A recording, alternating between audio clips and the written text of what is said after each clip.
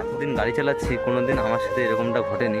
এই প্রথমবার আমার সাথে এরকম একটা বড় দুর্ঘটনা ঘটতে চলেছে। আর আমি নিজের থেকেও করতে চাইনি, এবার ঘটে গেছে, কি করব। আমার খুবই কষ্ট হচ্ছে যে এরকম নিজের হাতে একটা প্রাণ চলে গেল।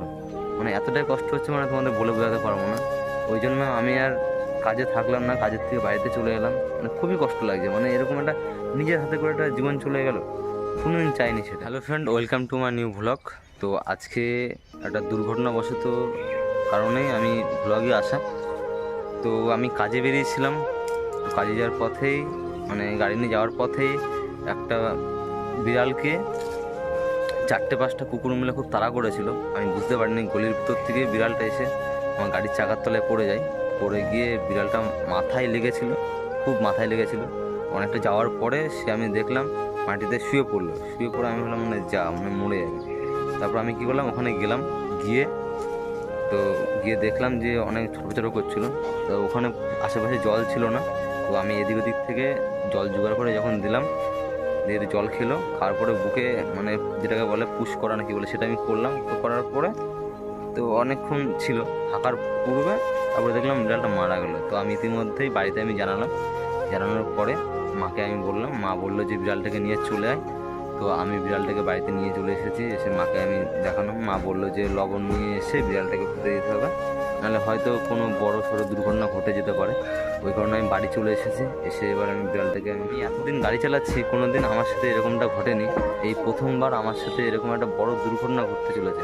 আর আমি নিজের থেকেও করতে চাইনি, এবার ঘটে গেছে, কি করব। আমার খুবই কষ্ট হচ্ছে যে এরকম নিজের হাতে একটা প্রাণ চলে গেল। মানে এতটাই কষ্ট হচ্ছে, মানে তোমাদের বলে বোঝাতে পারবো না। ওই জন্য আমি আর কাজে থাকলাম না, কাজের থেকে বাড়িতে চলে এলাম। মানে খুবই কষ্ট লাগছে, মানে এরকম একটা নিজের হাতে করে একটা জীবন চলে গেল, কোনোদিন চাইনি সেটা, যে এরকম একটা অবলা একটা জিনিসের জীবনটা চলে যায়। তো যাই হোক, আমি এখন বাড়িতে চলে এসেছি। আসার পরে এবার বিড়ালটাকে পুষবো। তাছাড়া বিড়ালটাকে তোমাদের দেখাচ্ছি আমি।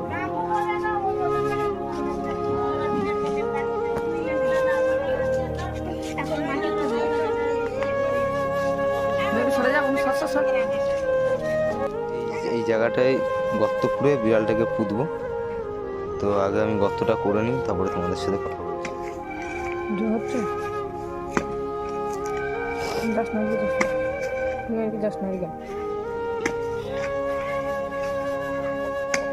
গর্ত করে নিয়েছি, এবারটা যাবো, গিয়ে ওখানে নিয়ে এসে লবণ দিয়ে পুঁতে দেবো।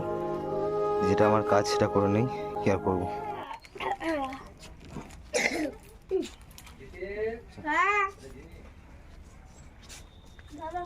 চল লবণটা নিয়ে আয়। আমাদের ধূপকাঠিটা নাও, লবণটা নিয়ে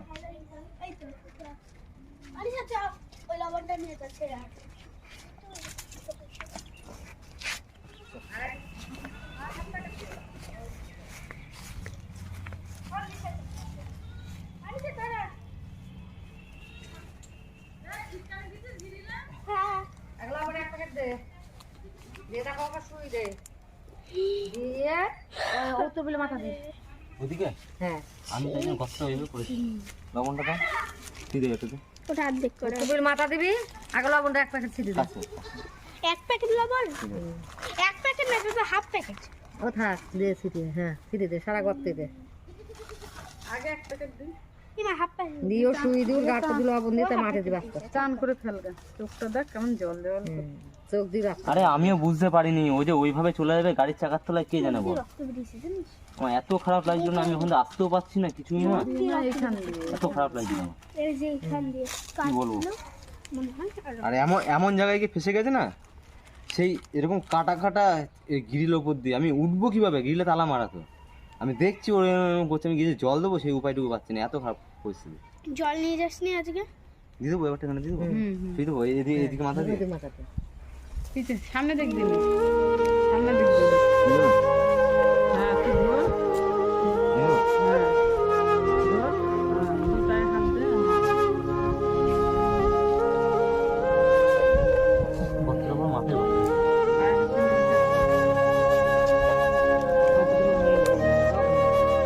এই যে মাথাটা কাট করে ধর,